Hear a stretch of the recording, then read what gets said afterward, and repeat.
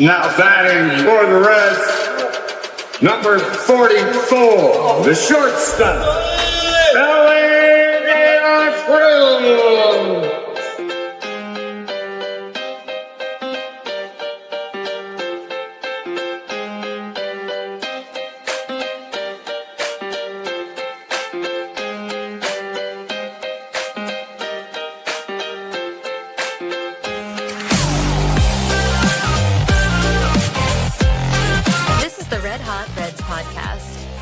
Here are your hosts, Ricky Logan and Roger Straz.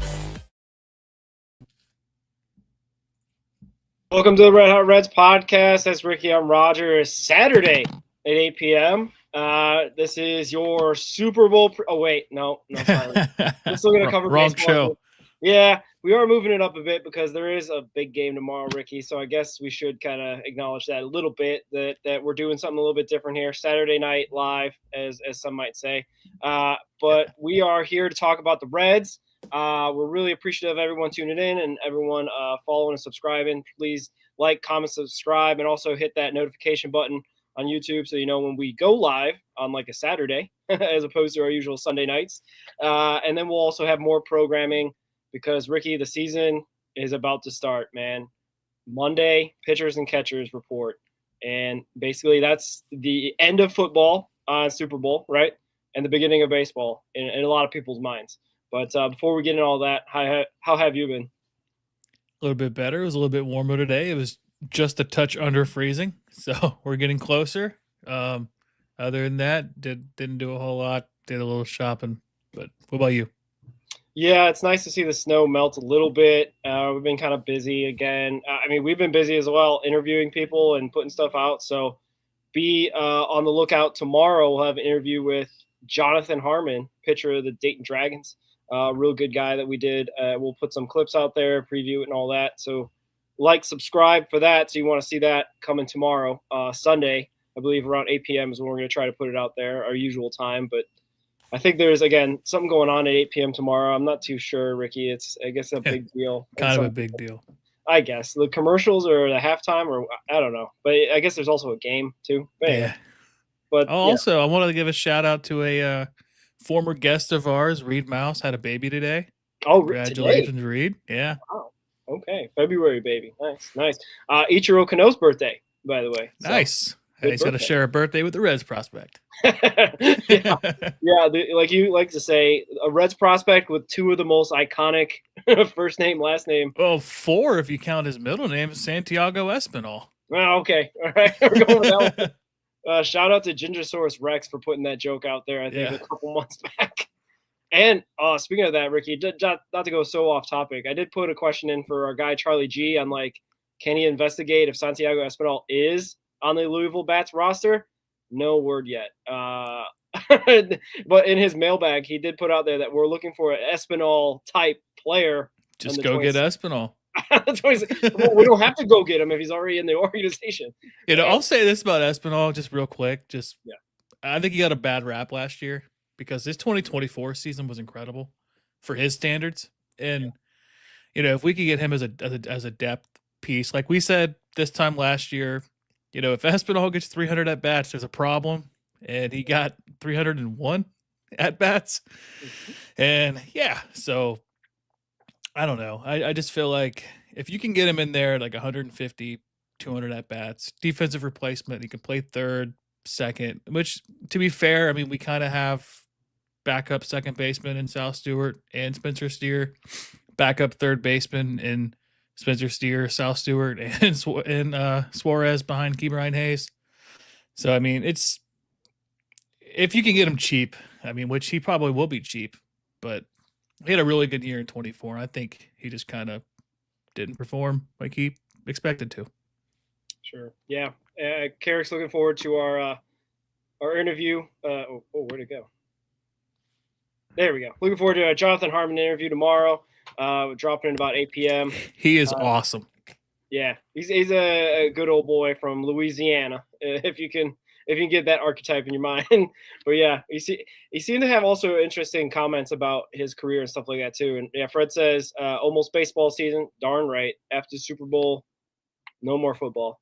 And then, the Espinal thing, if he was on the roster, he'd be invited to spring training, says Carrick. I guess so. Then I guess Louisville Bats got to update their website. I don't understand it. It is weird. I understand if it's just a website thing, fine, whatever. But it's kind of been on there for a couple weeks, months without, I don't know. Anyway, it's kind of weird that we have him on that. But either way, we'll find out. I'm sure we'll have some clarification one way or another sooner than later. But Monday, the pitchers and catchers report. Also, the World Baseball Classic players, I believe, report early to get some early work in before they report off to it. And there's a bunch of guys that are doing the World Baseball Classic. Obviously not Ellie, as we've covered on this channel, on this show, that he got invited, then disinvited, then came to a mutual agreement with the Reds organization and whatnot that he will not participate. But there are some other guys that we will talk about later that have a chance to represent their country. And I mean, some guys might even have some significant playing time too, which would be kind of cool to see. I know a lot of fans in Reds Nation aren't necessarily all that excited to see a guy potentially get hurt. But, obviously the Edwin Diaz situation of it all is not cool, but it happens sometimes. It's baseball. They could get hurt in spring training too. So, I don't know.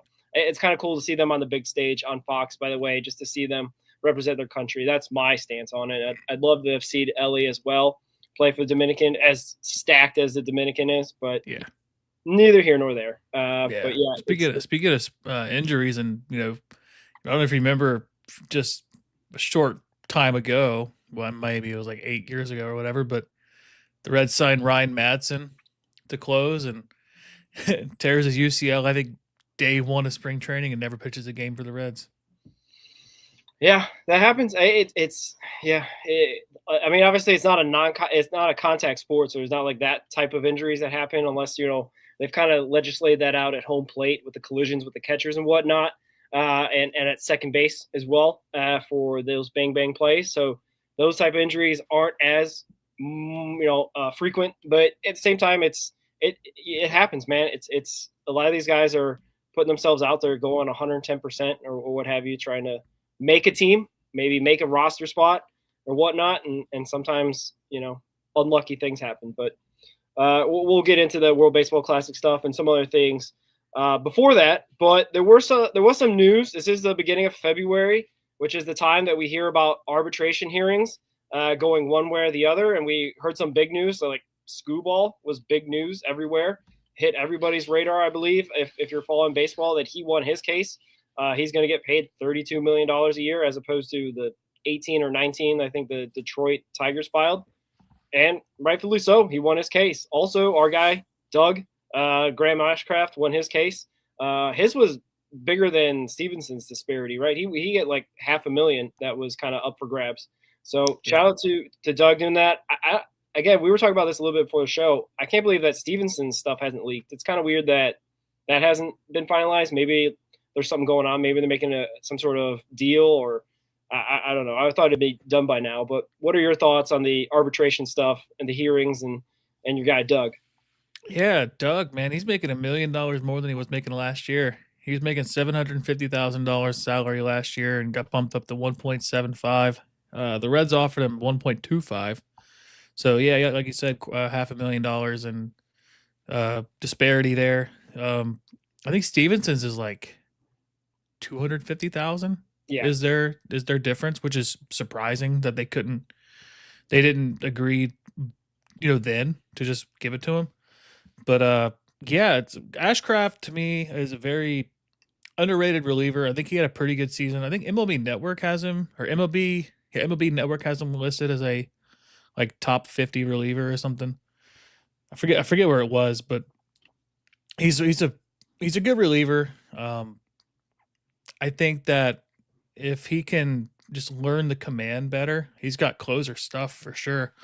Doesn't really have the swing and miss stuff, which is surprising given his pitch speed and the way his pitches move. He's got a slider, cutter, and a sinker, I think. And their high velocity pitches, his cutter and his sinker both hit 99. And it's funny that he has those pitches and they just won't strike people out. But his biggest issue is the walks. If he could get those down, I mean, he could get back. He's got back of the bullpen stuff easily. But thankfully, we don't need to rely on him being that this year with Pagan coming back, Santion coming back, getting Burke, getting Pierce. That is who it was. Pierce Johnson. Pierce Johnson, yes. Getting them guys. And then you also have like Connor Phillips, who was incredible last year. Who am I missing? And then the young guys and Luis May and Ashcraft, not Ashcraft, Big Sugar. Yep. Maxwell. Yep. They got a really good bullpen. I wrote about that on the Suarez signing. They added to the bullpen first, and then they filled out the outfield depth, and then that gave them all the room to make that big splash. So Ashcraft needed to come back. I think there has been some rumors of him being a possible trade candidate. I think Jason Dominguez of the Yankees was one that there was some talks. Some Yankees reporters were wanting it out there. I don't know, man. He's likely to start the season in AAA for the Yankees. There's no way I'm giving up a solid reliever for a minor league outfielder that hasn't lived up to expectations. Yeah. Fred chimes in. Maybe there's an extension incoming, and this thing's clicking, not working today. Suarez got one in 2018, 2019. Yeah, 2018? Yeah, that was actually funny you bring that up because in 2018 he went to arbitration and lost, and then they immediately extended him the next time. And actually, I got here. Mario Posta puts out here that his hearing is Monday, so that's why we haven't heard anything from what's going on with Stevenson's and whatnot. Fred also chimes in with the fact that Ashcraft kind of struggles to find the strike zone at times, and that you were talking about the strike, getting walks and whatnot. Hopefully he can refine that skill and get into camp. I think it was last year at this time, right going into spring training camp, that him and Mole were reported coming into camp out of shape. Hopefully with this arbitration win, he'll come in and have a renewed attitude and be ready to rock right off the bat and whatnot for the Reds. But we also shout out to some random people I don't think that usually follow our channel or on here. So hello. Thank you for following the channel. We are a part of All Gloves Off Sports Network. We have a bunch of shows. Our show, Red Hot Reds. We have Sirhan, All Eras with Sirhan. We have the Lights Out podcast. We have Football with Cheese. So if you follow those guys, follow their channel, like, subscribe, all that good stuff. Hit the notification tab to know when we're going to be going live, like tonight. We usually go live on Sundays, and we'll be going live on Sundays throughout the whole regular season, and probably at the start of March as well, Ricky, right? Like right into the spring training, cover some spring training games coming up, real baseball coming up soon. So shout out to all you guys coming into the chat. I know we got our regulars like Fred, Mariposa, and Carrick out there. So shout out to them as well. Yeah, and then once the season starts, Monday or Sundays and Wednesdays. Yeah. Hopefully we get some nice big interviews. Kind of like, again, we'll shout out our interview. Jonathan Harmon is going to be tomorrow. We're going to drop his interview. We want to thank also Ryan McChrystal and his fiance Cecilia Newsom. They dropped by and really opened up about their faith. So check that interview out as well. We dropped that, I believe, on Wednesday. So that was really special to them because they could be just focusing on baseball, focusing on their lives, but they decided to sit down, and I want to say it's our longest interview to date as well. Yeah, it was a long one.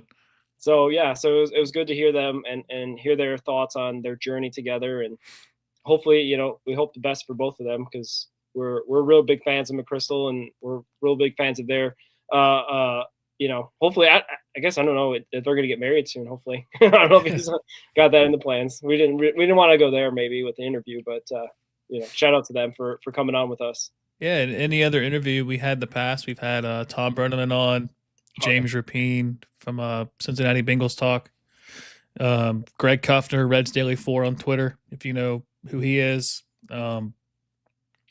Man, I'm drawing a blank on all these guys we've had. We had so many. You had a bunch. We had our guy Jeff Carr, Locked On Reds. Yes, Jeff Carr. He's a big deal in the Reds community if you follow the Reds at all. So and you got our guy Mike Ballantyne as well. He came on a bunch of times and has even hosted. So shout out to him. They had their Super Bowl special a couple days ago, I want to say. It was the same day we did the interview. Yeah, it would have been Wednesday night. So yeah, so shout out to them. Check out their stuff. Check out Football with Cheese. I heard he got his the Everything app account back, so he's no longer selling crypto, as far as I heard, and he's able to go out there and tweet with his account. So shout out to them and all that. So any other thoughts with the arbitration? I guess we'll have to wait till next episode to talk about Stevenson's. No, it's funny that they're gonna make him do that while he's supposed to be reported for camp. Well, this is why, you have representatives go in there in the room. I don't think he would want to be there. Well, no, but like it's like gotta be weighing on him a little bit, you know. Yeah. I mean, like a lot of things, I think baseball players have to like compartmentalize their stuff so that way they can stay focused on the task at hand. You know what I mean? 'Cause I'm sure it'll be fun. if you start, thinking about all your past at bats, it might weigh you down as well. So like, Yeah, at least his isn't like Scooball where it's like $50 million disparity. Oh man, to be a fly on the wall, to hear that phone call that Scooball get, like, Oh my hey, gosh. guess what? You won, buddy. You won, buddy. You're getting $1 million a start, is what I saw out there. People putting out there. So like, Jeez. go out there and earn your money, which It's like 50 grand a pitch. yeah. And then people were making jokes that that the Detroit Tigers spent all their Scooball money on Framber Valdez. Oh yeah, they're probably mad. We were like, dang it. We were really banking on winning this hearing so we could pay Framber Valdez, who's getting like 30 something AAV as well, right? Like it's kind of crazy. So shout out. I mean, to that'd be a terrible look if he lost that case and then they go get Valdez for that amount of money. Yeah, I guess it is better this way than Imagine that Scooball loses and he gets 19 million, and then they go and get a pitcher for 34 or whatever it was, 37. Yeah, well, he's still getting more than Scooball though. Yeah, well, is it that? Yeah, it's like 115 so. for 3. I forget what it breaks down to. That's less than. Okay, but still, I mean. No, wait, I'm thinking of 120. No, it actually is more. It's like 34, I think, a year. Gosh. Anyway, reigning Cy Young winner back to back. Well, this is why I think people were trying to put out there. This is why you put your aces under contract early and get them extended like Hunter Green. The person that's really mad is Hunter Green, to be honest with you. Yeah, but what's crazy is all these people that are wanting Hunter Green traded because he costs too much. Like, where's the math at? Because that's not computing to me. I mean, sure, he makes millions of dollars, but like, I mean, we can get into a whole show about this. I think Lodolo's arbitration next year is gonna be more than what Hunter Green's gonna make. Probably, yeah. I wouldn't be surprised, especially if he has a good year. If his year is mid to bad, if he's hurt a lot, yeah, it could be $8 million a year for him. Which is why that'd be another topic. Let's move on. Yeah. Let's say, moving on, the big topic of the day, which I went solo on Sunday about because I just couldn't not talk about it. It was kind of the biggest news of Cincinnati free agent history for a while, is Gino is back. Eugenio Suarez is back. He signed officially this week, put out all that wholesome content of him meeting Jim Day, the wholesome content of him coming and seeing everybody, talking about his daughters, really kind of like feels like pushing him to that point where he would go back to Cincinnati, even though it was reported, I believe, Ricky, that Pittsburgh was going to offer more potentially. So I guess shout out to Gino Suarez's daughters for making sure he made the right decision and coming back to Cincinnati as opposed to playing for those loser Pirates over there. But, I mean, it was such a big story. It kind of engulfed like the whole week that some other stuff kind of happened in the meantime, but it really was like the Reds are being, contenders. They're going to get a big bat, a guy that can hit at Great American Small Park. It was refreshing to say the least, I guess. So like, what were your thoughts when you first heard the news? Oh man, have you seen those memes where it's like on social media, somebody like if something big happens and somebody says, I just saw somebody fall down at Kroger. And then the next person says, I fell down at Kroger. Like, it was basically like, if I was somewhere in public, I'd probably be like, oh my God. But I was ecstatic, man. Yeah. I have never, this is the most excited I have been for a signing since, sadly, Mike Moustakas and Nick Castellanos. Yeah. Like, but more than that. Like, this is what I wanted at the trade deadline. But thankfully, we didn't have to give up anything to get him. because I don't think his production really would have helped us the way he performed last year for Seattle until he got to the playoffs. But I think we needed more this past postseason than one bat because apparently every single pitcher was tipping their pitches, which never heard of that before. But man, I could go on for hours. I could honestly have a dedicated Geno show and just talk about how happy I am. Just the last time the Reds had somebody hit 30 home runs in a season was in 2021, and he was third on the team with 31 home runs. Yeah, he is the bat that we all were clamoring for at the beginning of free agency when Schwarber was a potential, I guess, landing spot would be here, but that all kind of fizzled away, not quickly. It seemed like that went on for a long time, at least that back and forth courting with him and being like, oh yeah, shout out to Tommy. Red Sox coming to Great American Ballpark March 26th. So his Red Sox fandom, and I believe he's got a father-in-law that's a Reds fan, so he might be showing up here, checking out the Red Legs in the greatest opening day party that we have in America, I believe. So shout out to them. Hopefully they'll be able to see him or whatnot. At least it'll be hard to get a ticket. I'll say that, Tommy. So if you're looking to come and get inside the ballpark, you gotta get it quick because it's probably the hottest ticket for the Reds. Or be prepared to pay a lot online on any of the other websites. Yeah, it's for the 81 home games. It's probably the hottest ticket, unless there's like a potential clinching type scenario, but that's not always guaranteed. But yeah, it's kind of crazy, the Suarez stuff, because we were so disappointed with the Schwarber stuff, like I was talking about, and that seemed. It seemed possible. Obviously, the money aspect and them making all these weird comments, Meter and Crawl, about how he'd pay for himself and whatever, is irritating to say the least. But at least now we can say that we got a bat. Now, is that going to be enough? Like, is that going to really change the team from an 83-win team to a 90-win team? I hope so, because of the other guys improving, the guys that we added in the bullpen, the guys that are hopefully going to bounce back. Guys like Rhys Hines, who Nick Kroll says could have a monster year, right? So, like, that sounds great. Those kind of things, even though that we know the reality of how they kind of feel about Rhys Hines, if they are really believing in him and they'll give him a shot and he can get out and get after it this year and get more than 45 at bats, heck yeah, sign me up for that. You know what I mean? We'll see. Obviously, he's got to do his job and hit the ball and not strike out as much. But I don't know. It's more encouraging now, I would say, than it was a month ago when we were going into the season thinking the roster was all set. They were just going to run it back with the same guys and a healthy Ellie quad and McLean, basically hopefully coming back to 2023 numbers again. But it's more encouraging now sitting here as a Reds fan than it was, like I said, a couple of weeks ago. And I believe to set you up, you wrote a piece on this for Reds on SI on how the deal happened.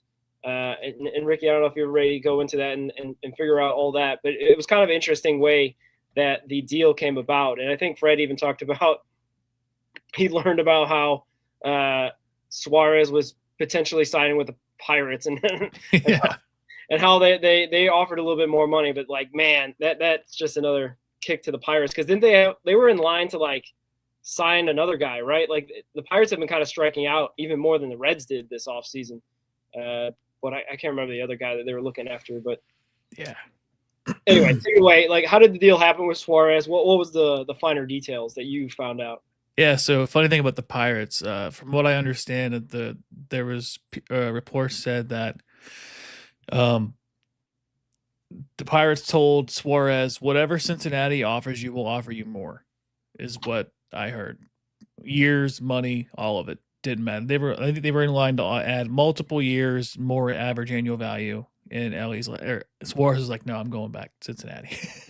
Which in turn is just, he liked the fit. He likes the city. His daughter was born here. His wife loves the city, which is awesome because if there's one thing you hear about a lot of players, regardless of the sport, NFL, MLB, they usually love the feel of the city. It's probably like it's like one of the smaller town feeling cities that there is, because it's just, there is stuff to do and it's just not as big as LA or whatever.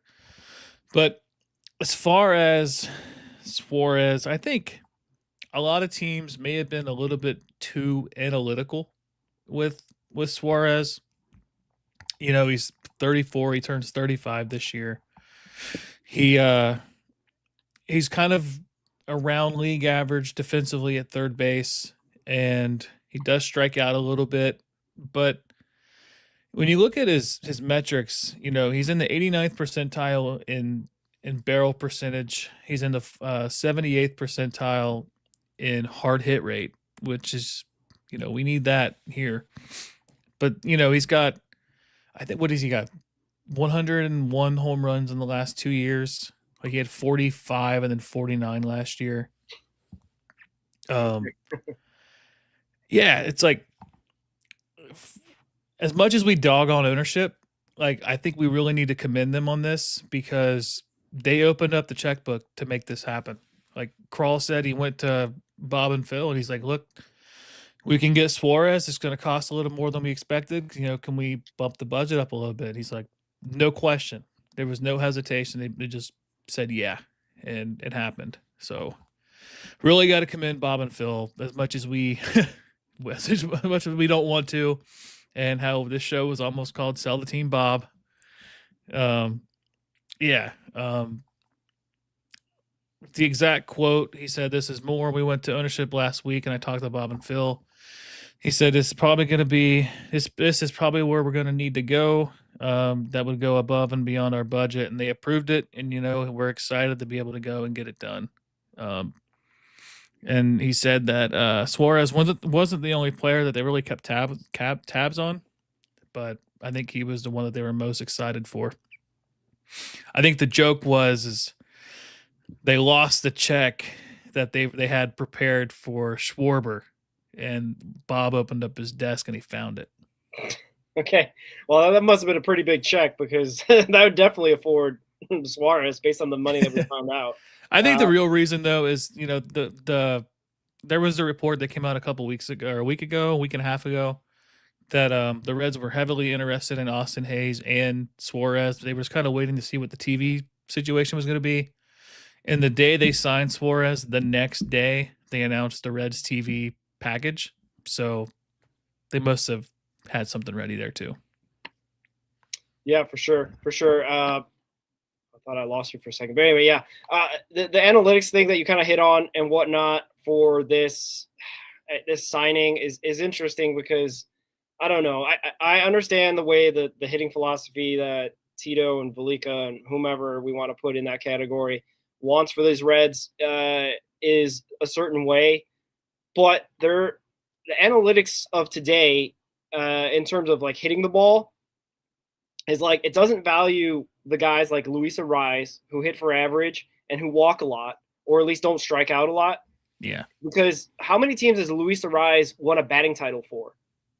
And he seems to be a free agent every single year. He's not getting these huge extensions. He's not getting like signed to big money. Like, he's what he signed for $12 million, just a little bit less than Suarez. Yeah. And a 1-year deal, I want to say. So like, I understand like the modern day Tony Gwynn, which is kind of what Ariz is, more or less. Not necessarily. I'm not saying he's a Hall of Famer. I'm just saying in terms of hitting for average, not hitting for power, not striking out a lot.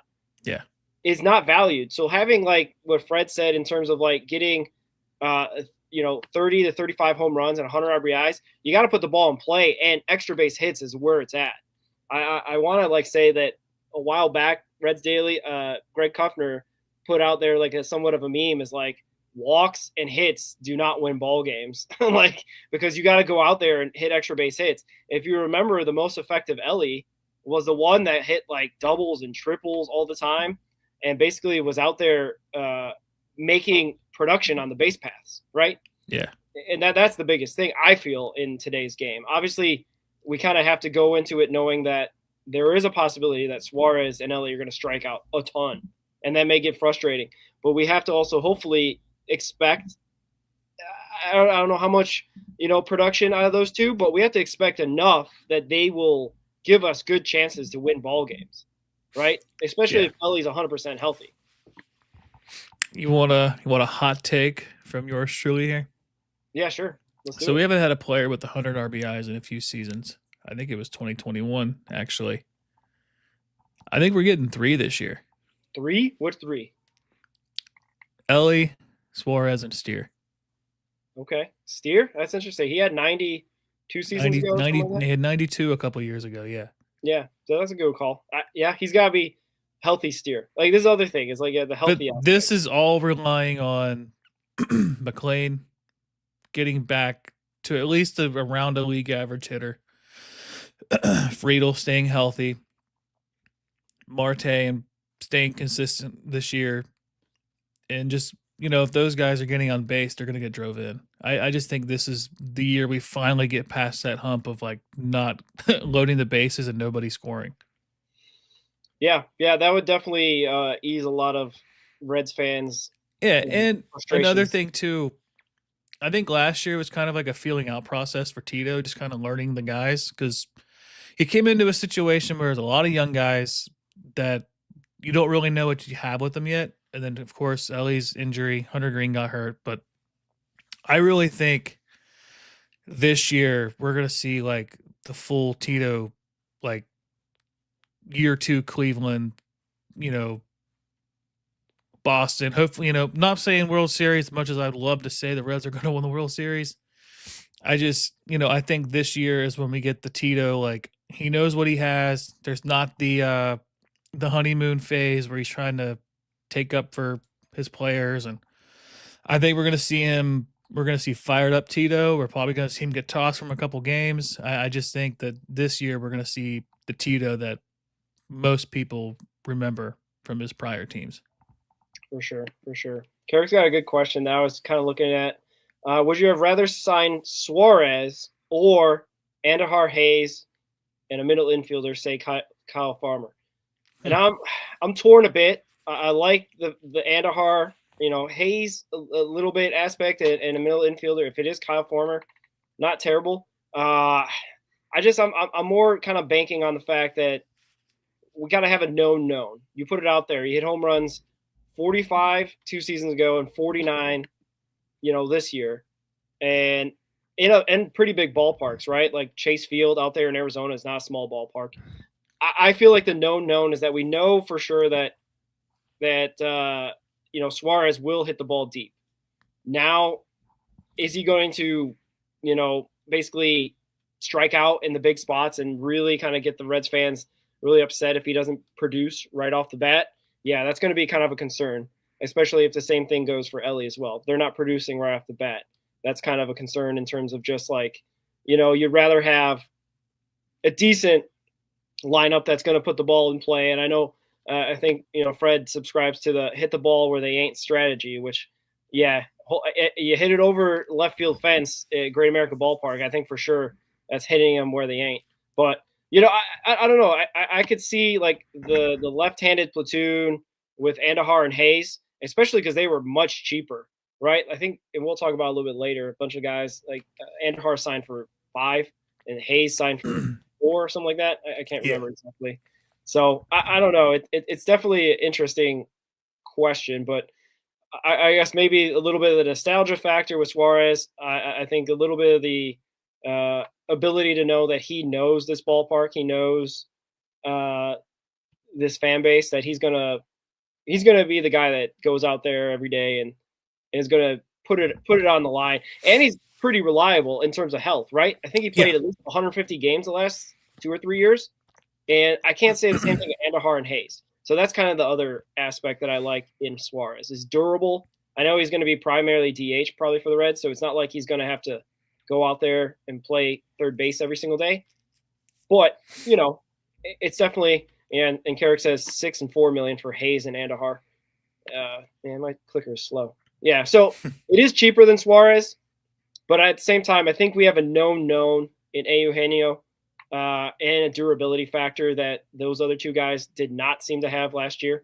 I mean, even Andahar, when he got traded for the deadline, had that hamstring injury, so it kind of stinks. But because we could have seen even more out of Andahar last year because he was really killing lefties. But yeah, I don't know. I kind of like the known and Suarez right now. Yeah, Suarez has only hit less than 30 home runs twice since 2017. He hit 22 with Seattle in 2023, and then he hit, well, discounting 2020 just because nobody did anything really spectacular that year. Mm-hmm. But to go back, the last time he didn't have 30 home runs was 2017. He had 26, which would have led the team this year. So, I mean, yeah, to your aspect about durability, I mean, he played 162 games in 2023, he played 158 in 2024, 159 in 2025, 150 in 2022, 145 in 2021, 159 in 2019, 143 in 2018. So, I mean, he's played. The last time he hasn't played 100 games was in 2015 and 2014. So, I think just if we can get power from him, if he doesn't regress power wise, like he said, he's going to play DH. We're not worried about the physicality of playing third base every day or first base every day. I'm just so excited. Like I don't think I could put into words like just the closest feeling to this was when the Reds traded for Griffey back in 2000. It's as close as it gets because there just hasn't been. I mean, unless you count extensions where we extended Votto, like there hasn't been many moves, especially in free agency, that have been like this. So, granted, I think everybody wanted Schwarber. I think that's a fair take, but if you're gonna miss out on Schwarber, this is the best you can get. Yeah, and Carrick goes into a little bit of his explanation of getting like Andahar and Hayes. It spreads the risk around a little bit, and he remembers Suarez having those struggles his last couple years. And yeah, there's probably going to be some stretches where Suarez does struggle. He had a shoulder injury going into spring training that year, if you remember. I think it was 2018, the year after he hit the 49 home runs. Yeah, 2019 he hit 271. So, or no. Yeah, 271 in 2019. where's the bad? 2021 he hit 198. 22 with Seattle he hit 136. So yeah, 202 in 2020, which I said 2020 is such a weird year. Just if you get on a slump, it just kills you. Only playing 60 games.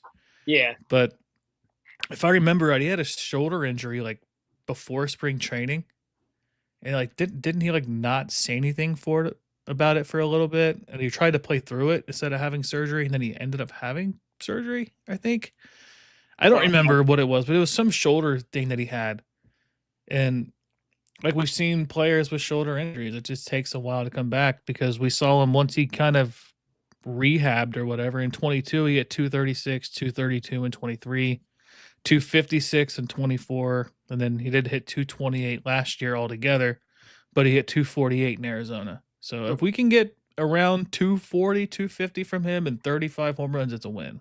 Yeah. Actually, one of my fears on this deal, and it's like a usual Reds deal in terms of it's kind of a 1 year prove it deal that they like to do with a bunch of guys. But my one of my fears is that he's going to hit 45 and 100 RBIs and is going to opt out so you can get more money from someone else, whoever that may be, as opposed to accepting the mutual option with the Reds, because it'd be great because 45 and 100 for 15 a year, that sounds like pretty good value. But it's kind of crazy that they would have this mutual option and then he just goes off, has a crazy run, and ends up getting into essentially a situation where he's going to be worth like 30 million a year. And like, we're going to be like, thank you, Gino. It was great seeing you for 1 year. And we'll have to see you on the other side, maybe when you're even further down the road, Yeah. And Fred brings this up. Charlie G brought up a good point. Even if Suarez is struggling, pitchers still have to respect his power late in games. Yeah, and they'll have to respect Spencer Steer behind him and Ellie in front of him. So for sure. It's so, a protection thing, because that was the thing we talked about before, that Ellie had no protection, and Noel Marte kind of came on late, in the season, but like Steer was only half a season basically of production. So yeah, it's kind of crazy. yeah, it's just exciting to finally have a power presence. And I think if Ellie's healthy, I think this year might be the year he hits the 30 home run plateau also. Just he was on that pace. What did he have, 19 at the All-Star break, and then he ended up at 23, 22. So year, yeah, it's like if he's healthy, I'm confident Ellie's going to improve. And plus, if people forget, ABS is in play this year. A lot of Ellie's strikeouts are on balls that are out of the zone, and I think that's going to be a major factor because he didn't have. I mean, yeah, his strikeout numbers were higher still in the minor leagues, but they weren't as high as they were as when he got to the big leagues. So ABS is going to be a factor this year also. Yeah, it'll be interesting to see that in April, or March, April at the beginning, how that all gets ironed out in terms of the strategy and whatnot, because there'll probably be some issues where they might challenge the wrong thing, the wrong pitch at the wrong time and whatnot. They might have to work that out. But yeah, shout out to man, my thing's so slow. Jim Huntley, go Reds for sure. Thank you for tuning in. We're appreciative of you guys. Like, subscribe, comment. Make sure you hit that notification that we go live. We usually don't go live on Saturdays. We usually go live on Sunday nights, but we have a little special show. I guess there's something going on tomorrow, guys. I don't know. It's some sort of some kind of hockey game or something. No, that's the Olympics. That's going on right now. Okay, yeah. Okay. That's a little bit different. But anyway, yeah, baseball season officially starts on Monday. Pitchers and catchers reported. As far as we know, Rick, our guy McChrystal's already down there. He's already probably got 2 or 3 rounds he of got golf down there on Thursday. Yeah. So like I think our guy Jonathan Harmon will be there Monday. So his interview will drop tomorrow. So look out for that. He came on with us Wednesday, and we recorded an interview with Jonathan Harmon, pitcher of the Dayton Dragons, just coming off Tommy John surgery, finishing his season strong, going to Arizona Fall League. So I think he's excited to get back to it, just like Ryan McChrystal is as well. So shout out to yeah, he had that. He has a couple little sound bites in his interview. I can't wait to have clipped up because he's got one about Alfredo Duno during the Arizona Fall League, and then what was it, him just really betting on himself, and that just the way he talks about himself, man, that gets me fired up. I love it. Yeah, for sure. It'll be a good interview. It drops tomorrow, 8 p.m. So look out for that. Really appreciate those guys taking the time with us and whatnot. So, but we'll move on. We got a couple of guys that we talked about a little bit signing with new teams, and some other guys too. Even Barlow found a new team, right? Scott Barlow, new dad Scott Barlow, and Andahar and Brent Suter found a new team, minor league deal with the Angels. So shout out to him. And then also our guy Austin Hayes is now a Chicago White Sox. So sorry to hear that, but we got some interesting signings from those guys that could have been Reds, but ended up going elsewhere. Obviously, we signed Gino, so maybe there wasn't a spot for those guys anymore. But yeah, what were your thoughts when Andahar and Barlow and all those guys, Hayes got signed? Yeah, I think I was really big on the Andujar move, trying to get him back, just because I think that he was the best acquisition that they had this past season, other than Ke'Bryan Hayes' defense. I would have liked to have seen a full season of him here, but I mean, they're really not a spot for him other than to be DH. And I just don't think that's as valuable as what we could. I don't want to downplay Andujar, but I just don't think that he's Suarez's caliber of a power hitter. So I'm fine with him going. I think San Diego's a good fit for him too. And Hayes, I liked Austin Hayes. The health always concerns me with him over the last couple of years. Yeah. I mean, he could never get hot, because as soon as he would get hot, he would get injured again. And maybe playing in Chicago for him might be a little bit easier, a little bit more of a spacious outfield for him to run around in. Not, I don't know, but just maybe it's a mindset thing, which with injuries sometimes just overexerting when you don't need to. I really liked Scott Barlow. I was kind of hoping he would find a way to come back just for how he was so reliable this past season. I think they just pitched him like crazy though. And then Suter, local guy. He's from the area. It would have been cool to have him back as our long man. I'll never forget the LA diving catch in Baltimore when he turned into a turtle. Just Right. that shadow, that shadow on the mound, man, that gets me every time. And I think I would like to see him, if he has the chance before he retires, to retire as a Red. I think it'd be cool. And then former Red Luke Maile signed also, I think.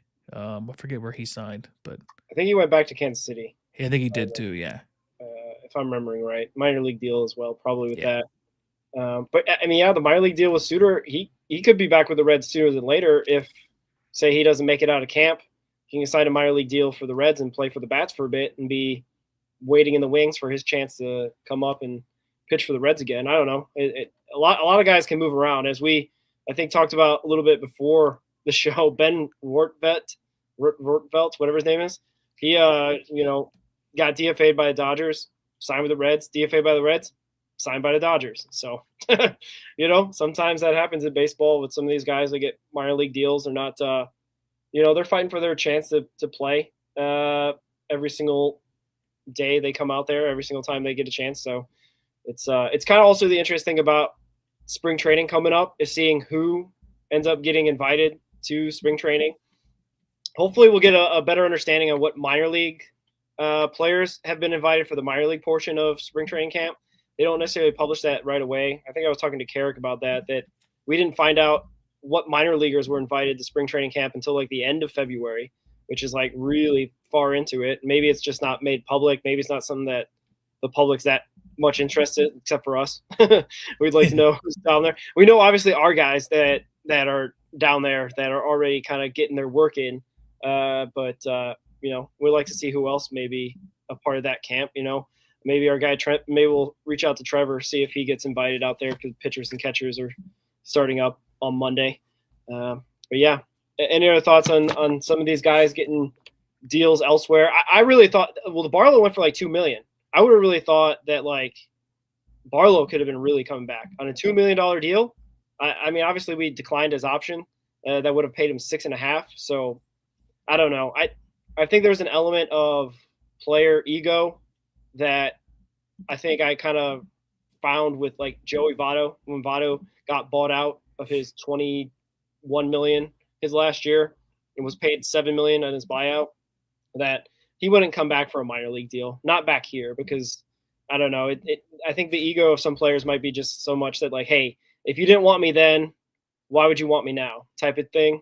So maybe it's a little bit far-fetched to think that Barlow would come back on a lesser deal if we didn't value him at $6.5 million and offered him $3 million.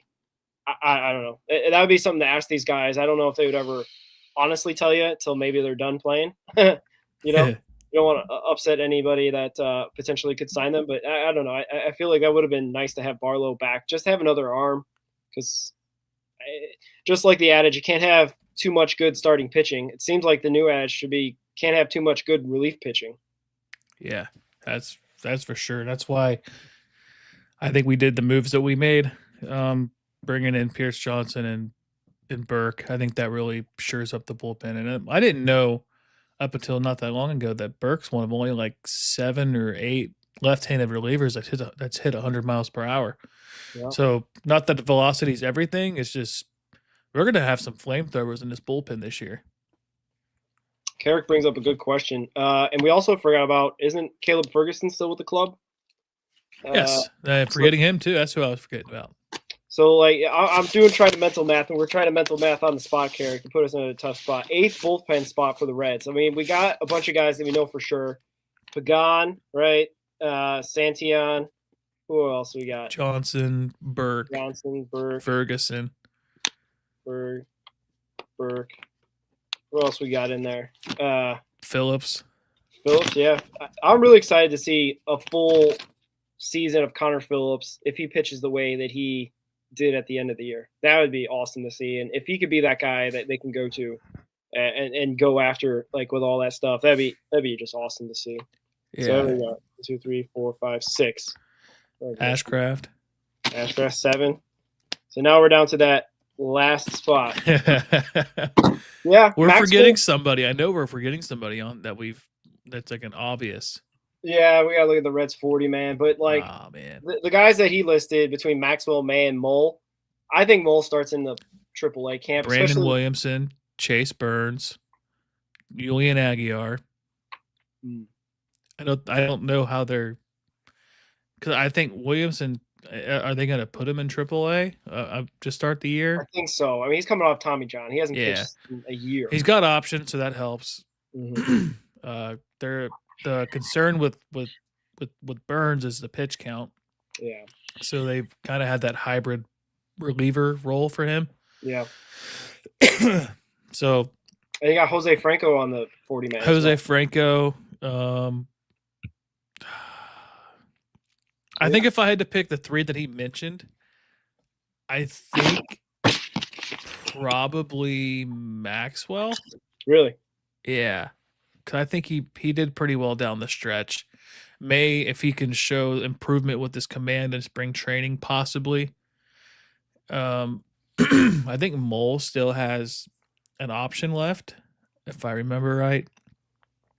So I don't think we're in desperation mode for a left-handed reliever right now. We do have the Burke and Ferguson as our lefties, and I think that they might go with one of the younger guys just to see what they have.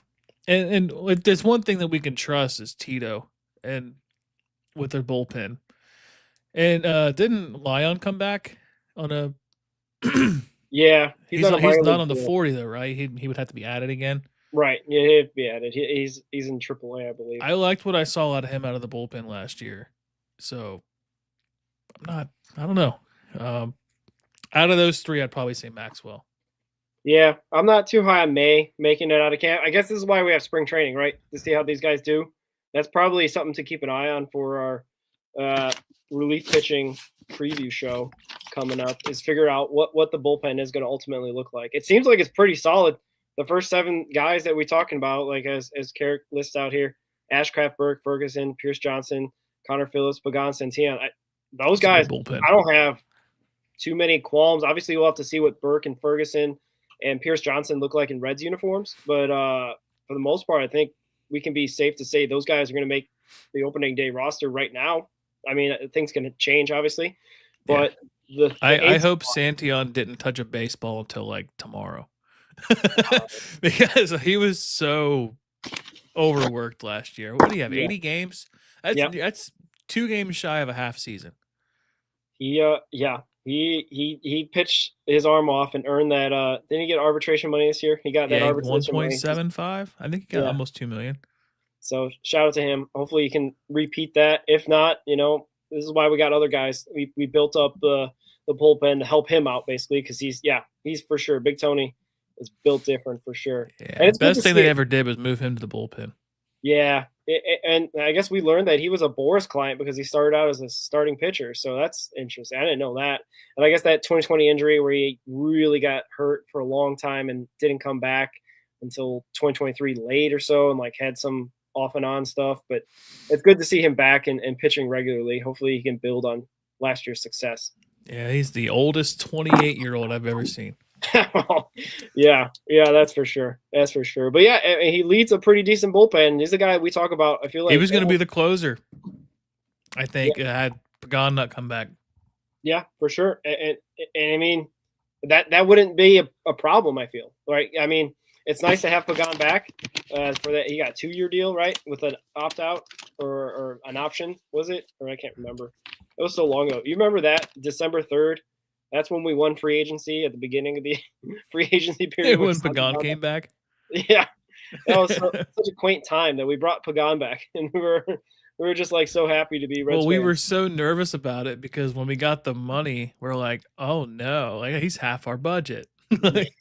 Yeah, yeah. And then they signed Pierce Johnson, and that was like another $8 million. But there's all of our budget on 2 relievers. Well, like you said, it's good that he found his wallet, found that paycheck or that check he was gonna cut to Schwarber. I think where'd Fred say that he found his wallet finally. Yeah. But yeah, it's kind of crazy that the budget is balanced again. Or I don't know, maybe Bob is feeling that this might be the year that we go all in and try to find out what this ball club can do. I mean, after December 2nd, 2026, who knows what baseball is going to look like. It's going to be interesting, to say the least, what the CBS stuff's going to look like. Obviously, we'll delve into that this more is when it going to comes. be one of the most important years in Reds' recent history. Yeah, for everybody, right? Like in terms of just like restructuring what baseball looks like. Yeah, I don't know. It's kind of funny that we've been kind of talking about this date for a long time, and like you said, it kind of launched this podcast writing about the CBA being up after this season. Hopefully that doesn't mean the end of this podcast. No, we'll find something to talk about. We'll have to do We'll just get a bunch of players on. We'll just talk to them. Yeah, they won't be busy, that's for sure. If they're locked out and whatnot. Hey, Hunter Green, you want to talk to a fan account podcast? Yeah, anybody. Maybe we'll get Joe Z on the podcast since he won't have anything to do.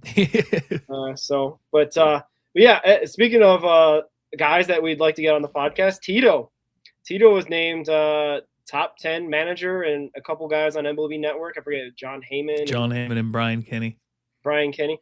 So they listed off their top 10 managers right now in baseball, and it was kind of cool to see that our manager is still, I guess, regarded at the very least top of his game. I think he was listed 5 in one and 7 in the other, if I'm remembering right. Yep. The guys ahead of him were well deserving as well, obviously, and whatnot. I remember I think Stephen Vogt was one of them, and I'm forgetting the others. But what were your thoughts on them ranking Tito as a top 10 manager right now? I think it's deserved. I mean, he took a team that really struggled in 2024, just being consistent at something, and led them to the playoffs with Ellie on a bum leg. It was John Heyman has his top 10 is Dave Roberts, Pat Murphy, Alex Cora, AJ Hinch, Tito, Stephen Vogt, Skip Schumacher, Craig Counsell, Kevin Cash, John Schneider, which I found it interesting that he had Tito ahead of the 2 or 1 of the manager of the years in Stephen Vogt. Yeah. So I think there's a little bit of a respect factor there for Tito, but also a performance factor as well. And then Brian Kenny kind of explained that he just all of the teams that he thinks that are just better. He kind of went by team and not really by manager. But he had Dave Roberts just 1 ahead of Tito at 6th, and he had Tito at 7th. John Schneider 8th for him. And he added Mark Kotze of the Athletics. I mean, they were 83 and 79. He won second place in the manager of the year voting this past year.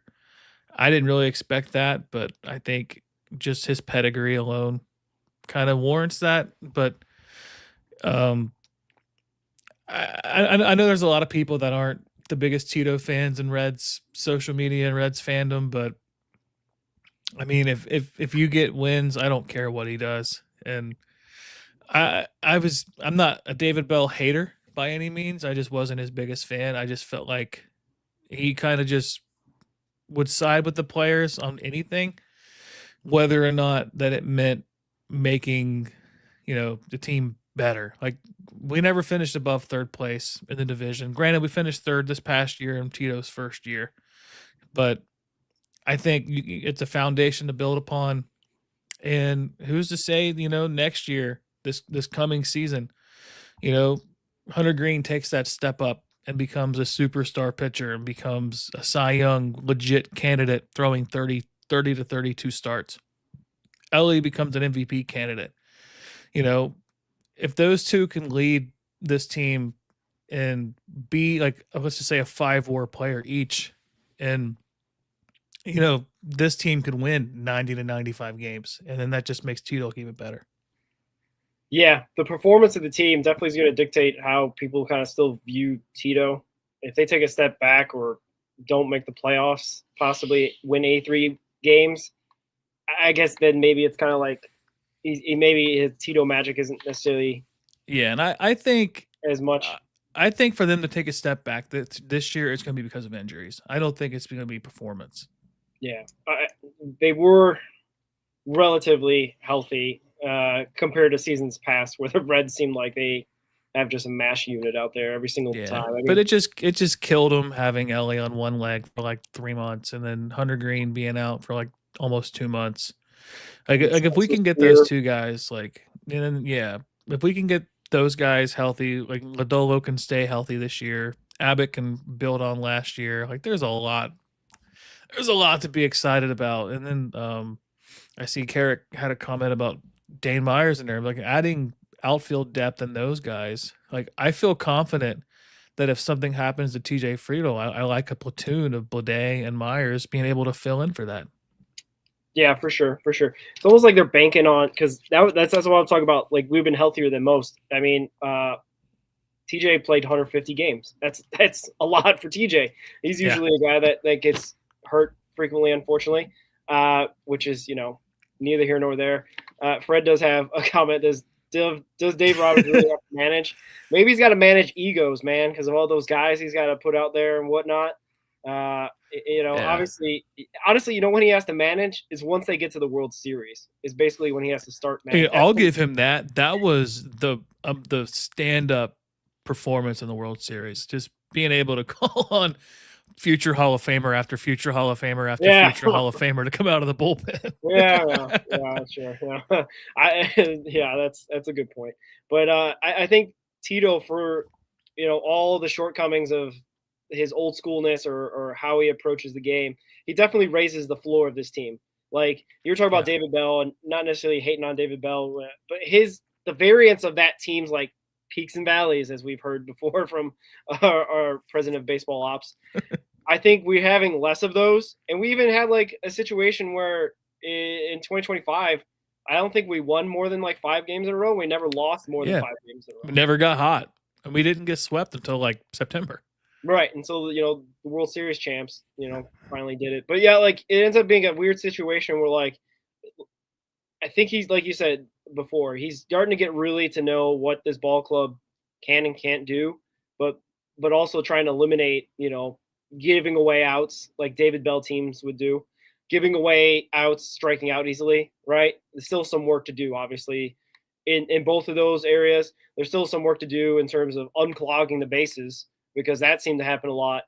And that's nothing Tito, Tito can't go up there and hit. He's just got to work with the guys he gets. Hopefully, like you said, with the additions we have, we're not going to get in a situation where it's bases loaded, 0 outs, and we get 1 run or no runs or, whatever it may end up being. So that will be something hopefully to look forward to in those situations, to see if this team is taking steps forward there. And then, defensively, we'd like to see them take a little bit more steps forward, because as much as, adding Ke'Bryan Hayes helps, we'd like to see, Ellie take some steps forward. We want to figure out what the first baseman situation is going to be. We got to figure out what the outfield's going to look like, and kind of going off of that, unless you got any more thoughts on Tito. Carrick puts out there the 5-6 outfielders that we're going to put out there. I don't know exactly. I was kind of thinking about this as well, because Steer is probably going to be an outfielder. As much as he got Gold Glove nominations at first base, and a lot of people are like, what are you talking about? Why would you get rid of your Gold Glove nominated first baseman? We got to find space for Sal. We got to find space for Gino potentially playing, because he played first base last year for the first time in his career, or first time in a long time. Yeah. So there's possibilities there that, Steer's going to be a everyday outfielder, and giving him a regular position to kind of depend on should hopefully give him some consistency and stability and confidence that he knows every single day he's going to be penciled in left field or whatever. But it is interesting, the additions of Dane Myers, J.J. Bleday, Blake Dunn having a hot end of 2025, Tyler Callahan coming back from injury, our usual guys of, Will Benson and Reese Hines in the mix. What are your 6 outfielders or 5, whatever you want to do? What is the thoughts there? Yeah, so I'm not going to count Steer technically as an outfielder, although he will play out there. Because Nick Kroll said he will, and I tend to believe Nick Kroll says if he's going to play somewhere, he's going to play somewhere. So I'm just not going to count him as one as far as like this exercise. I think the locks are like your 3 are going to be Marte, Friedel, and I guess probably Will Benson, and then Bleday is going to be in there, and then Dane Myers. So that's what 5, not counting Steer. And I mean, there's 7 because you'll have, am I drawing a blank on his name? Reese Hines and Blake Dunn. Just because I think, like we talked about a few episodes ago, I think Callahan starts the year in AAA.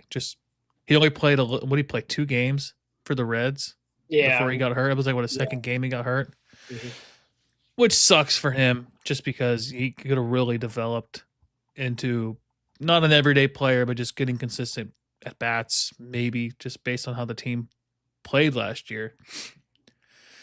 And Fred on the Reese Hines video I posted, where's the Blake Dunn highlights? Here's Fred chiming in. Yeah, I'll find him, Fred. I'll find him. But future AAA Hall of Famer, is that a thing? I do like Blake Dunn. It's he's older compared to some of the other guys.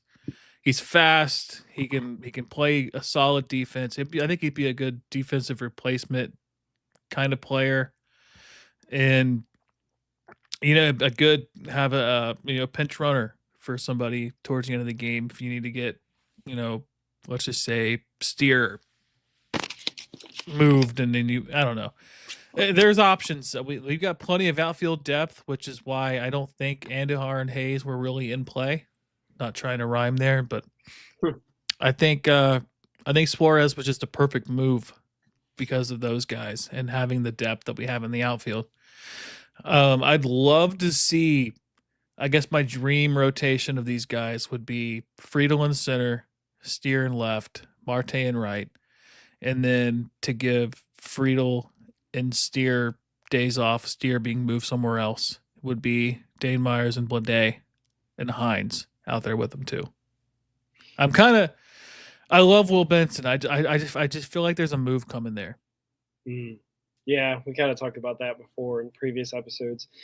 There's kind of a logjam, to be honest with you. The signings of Bleday and Dane Myers and Blake Dunn coming back and Tyler Callahan. I mean, I had that take that I think of the guys that are on the bubble, like Callahan, Dunn, Benson, Hines, that I think Callahan's going to get the most at bats at the major league level. I think I'll stick to that so far. Hopefully proves me right. We'll see. But like having Steer as like the utility guy kind of has the sneaky 6th outfielder, if that makes sense, or 7th outfielder. Yeah. I think for sure on the opening day roster, I think it's going to be like a Marte, Friedel, Bleday, Myers, and Dunn, with Steer being that sneaky 6th outfielder. Just kind of my thought. I don't know if they put like Callahan, Hector Rodriguez, Benson, and Reese Hines all at AAA. That seems like a logjam too. So I'm trying to figure out what the numbers are going to look like. It may become more apparent after they go through spring training and what guys look like and if they're ready to go. It seems to be the outfield. It's nice to have this depth. It's nice to have guys competing for places. It's going to be interesting who steps up, right? We have a bunch of guys that have to prove it. Like in Benson and Hines. And hopefully they will. I mean, Nick Kroll seems to think he cut down his strikeout rate. I think they said like 12%. 13%, yeah. So if he does that again or gets, less, like 10%, a monster year for Reese Hines, I'll sign up for that for sure. Yeah, I think I might have had a take out there that said if Hines could get his strikeouts down significantly, I see a Ronald Acuna type player in him. I don't think he's going to have as many stolen bases or as many home runs, but just like a fast, power hitting outfielder. I mean, those home runs he hit in his debut week were majestic. I mean, those were incredible. Like he's got the bat speed of Acuna. He's got the pop of Acuna. It's just he's not Acuna, and I'm not saying he is Acuna by any means. I just archetype of a player is what I'm saying. Kind of like Ellie with Fernando Tatis Jr. Like there's an archetype there. Ellie's just taller, faster, and stronger, and clean. But yeah, it's like if with the players that could be on the major league roster, the AAA roster is going to be all kinds of crazy too. Because we still got Tolia who can play outfield. He's first base and outfield. Austin Hendrick potentially moving up to AAA. Because I don't think they're going to play him 3 straight years in AA unless they just plan on releasing him outright. But he played well last year, and he performed in the postseason for Chattanooga. I think he hit 500 with 2 home runs or something. So I mean, they have outfield depth in AAA that there's going to be some tough decisions to make on some players. And that's why I think if you're going to move somebody, I think Will Benson gives you the best return. I don't think they're going to be, dumb about it. But I love Will Benson. I want him to play every day. I'd love to see an outfield of Marte, Benson, and Friedel as like your consistent outfielders. And then you can sprinkle in a Blade and sprinkle in a Dane Myers and sprinkle in a Reese Hines. I think one thing that helps Reese Hines is his ability to play the infield. Should it happen? I mean, he came up as a third baseman. He hasn't played third base in a while, but he was taking reps at first. Yeah. This past season. So maybe they continue that and he gets some reps at first and he can DH too. I mean, he's got a cannon of, I think he threw out a couple runners last year when he played. I know there was a runner he threw out at home in the Pittsburgh series in Pittsburgh, I believe. Okay. And I mean, we haven't seen many guys have outfield assists at home plate for quite some time. And we had a few of them, but Marte had a couple. Hines had the one. And Marte, his speed, like Hines is pretty quick. So I don't know what we do with all of them. And I guess Hines' ability to be kind of versatile with that kind of helps him out. And I just worry, like we said, about Will Benson. Just is he the one that gets moved trade-wise? I mean, he's got what? He's got options. He's got 2 more years of team control. I think 3 more years of team control. Yeah. Because I think he came up in 23. He's got Steer's level of control. I think 2028 is his last year of control. That sounds right. So he's got 2 more years of control. So that could be a little bit more valuable. He's still just, 26? So I don't know. I'd love to see him get out there and play and hit 25 home runs, because I think I said it last year. If he could play every day, like he could be a 25-25 guy, 25 home runs, 25 stolen bases. For sure. Yeah. Like Carrick said, we got a bunch of 4th and 5th outfielder guys in this. If the major league roster is the most compelling and trying to figure out who's going to make opening day or the 26 man or whatnot, the Louisville roster is just going to be just as compelling, at least for us, trying to figure out what that's going to look like, or even the starters, who's going to be playing every day, whenever they settle the rosters going into March. I think Louisville's opening day is the day after the Reds, so it's like they got to be ready to go right away. It is interesting as well to have a bunch of guys that have to like prove it, right? Like we're talking about what 1-year deals with Blade, Myers, Benson and Hines have to have basically prove it years if they're going to be sticking around, I believe. Otherwise, they may just kind of toil away in the minors or be dealt, like you've been talking about. You also got like situations with guys that I don't know, like Hector Rodriguez. Where does he fit in to all this? Like he got added to the 40-man, which kind of leads you to believe that he may be on his way soon. I mean, there was that one ESPN top 10 prospect, so that he Kylie thinks McDaniel. He thinks Hector might be the next guy to get called up, and I wouldn't be surprised about it either. If I think, at least the signing of Myers makes sense on this level in terms of like they know that TJ played a lot of games last year. Tito or somebody at the hot stove interview said that was a lot of games for TJ. So I think they're almost banking on him being going into age 31 season, not playing 152 games. I don't. Hopefully he's not playing like 60 or 80, right? Maybe he's getting 100, 120. 145, like 140. I'd love that. I don't know if the organization's banking on that, is what I'm trying to say. I think that's what I was thinking, like best case scenario is like 145, 100. Yeah, maybe give him more rest days, more Sundays off, more getaway games day, things like that. You know what I mean? Obviously, but I think that's what the Dane Myers insurance policy is at center field. So that's why I think he makes it out opening day, just so if something should happen to Friedel, he's already on the roster or whatever. The other thing is like just trying to figure out like AAA, like you said, like Tolia and Carrick says the guy they signed Chavis was Michael Chavis. Michael Chavis, yeah. So like there's First a lot base, outfield. Yeah, there's a lot of options down there in Louisville, and like you said, if Hendrick is in the mix, that's another option potentially as well. Just trying to figure out who's going to be playing every day in Louisville, and most of all, we've been talking about a Santiago replacement, Santiago Espinal. What about Carrick guy Francisco Urbaez? Come on, I'm for it, man. I'm for it. I really hope that the injury that he suffered at the Dominican Winter League, it was very nondescript. It just back injury. Espalda. He just hurt his back. It's like, okay, that's gonna be a lot of things, man. You know what I mean? Like it could be a pulled muscle, it could be who knows, bulging disc. So, yeah, anything like that. So hopefully that is done and dusted. He played a little bit in the playoffs for Toros, who lost to Hector's team, Escogido, the Lions of Escogido. So like he was playing a little bit toward the end, and so was our guy Jamer Candelario. I don't know if you saw that. Reds Daily Greg Kuffner kind of wrote out a post about like Candelario and his batting averages of late, and I was like, hey, he played in the Winter Dominican League Finals and went 1 for 14.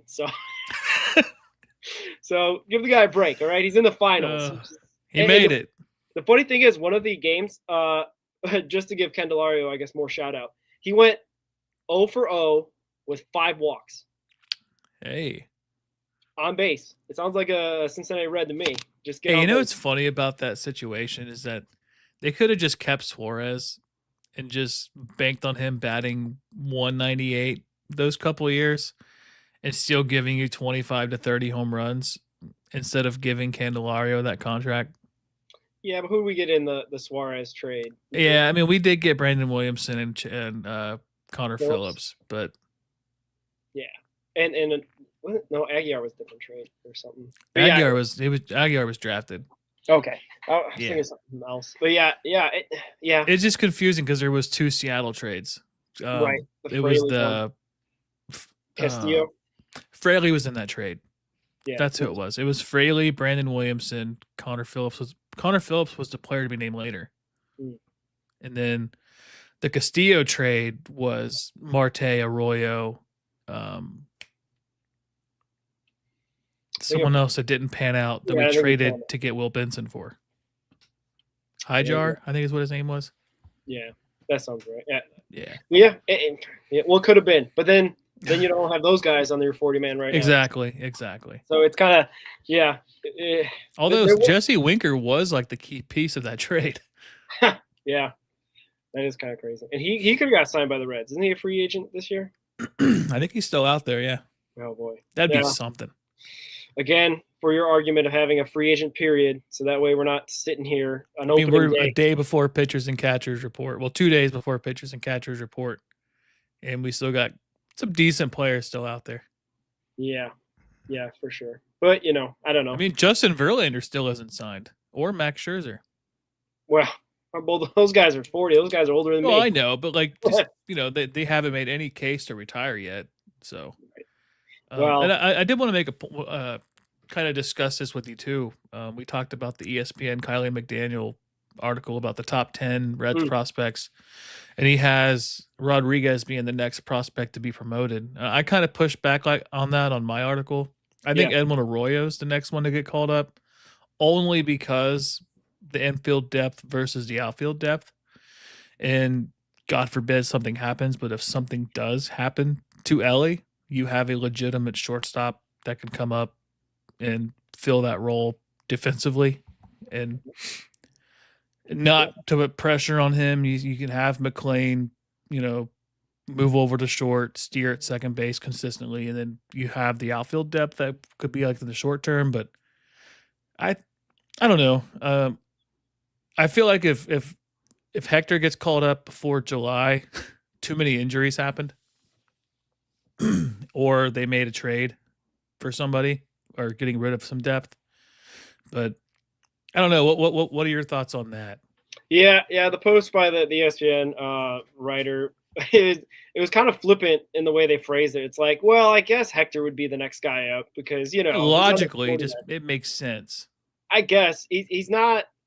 Yeah, we're not hurting, like you said, for outfield depth, especially after the comments by Krall saying that he's excited, that Rhys Hines cut down to strikeout percentage, so he could have a monster year. That speaks to me that Hector is still maybe even a year away.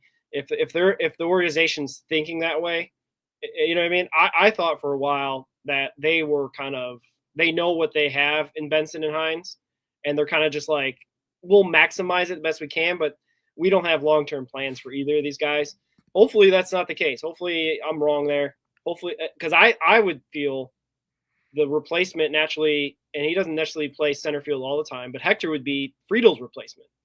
That's kind of my thought process. He played a little bit of center in the Winter League and whatnot, but like, I don't know. It's interesting. The Arroyo conversation, and we'll talk about him a little bit as well with the World Baseball Classic. He's replacing a shortstop that got hurt and can't play the World Baseball Classic for Puerto Rico. So there is a big possibility that even if it's not Ellie, it could be McLean, and he goes in there and he plays second there for the infield depth. I know they talked about Sal Stu potentially playing second base as well, and we know that I think Steer was his original position, or his college position was second base. So there's that possibility as well. But for depth, the utility guy, the Santiago Espinal position, for lack of a better word, could be Edwin Arroyo's to lose, right? He might be on the opening day roster right away and playing just limited time. I don't know if for his development you'd want that, seeing that he missed time with that injury in 2024. So it's kind of interesting to see what they do with Arroyo personally. And obviously we got lots of time. It's just the beginning of February, and we'll have a better idea what the organization is going to look like in terms of who's going to be assigned where. But yeah, I don't mind the Arroyo take for sure, because I think he might be the most ready. He seems to be a mature hitter. He seems to be a guy that plays solid defense. And heck, if that's anything that this organization does, is they value mature hitting and good defense. Yeah, for sure. I really like I like his game, especially defensively. He just is very well rounded. Like, he doesn't have the power, and he hasn't been really consistent offensively yet. But I like Carrick's comment here. He said, "I'd like to see Hines get a shot, as Ks were down under 25% last year. It had been over 40. It's like, yeah, if he can get 25% K rate in the major leagues for him, I think he's going to be very successful." Yeah, for sure. And we've been saying that all last year as well. Give him a shot. Just give him a shot. What did he get, like 49 at bats last year? 45, I think. Yeah, he got less than Blake Dunn.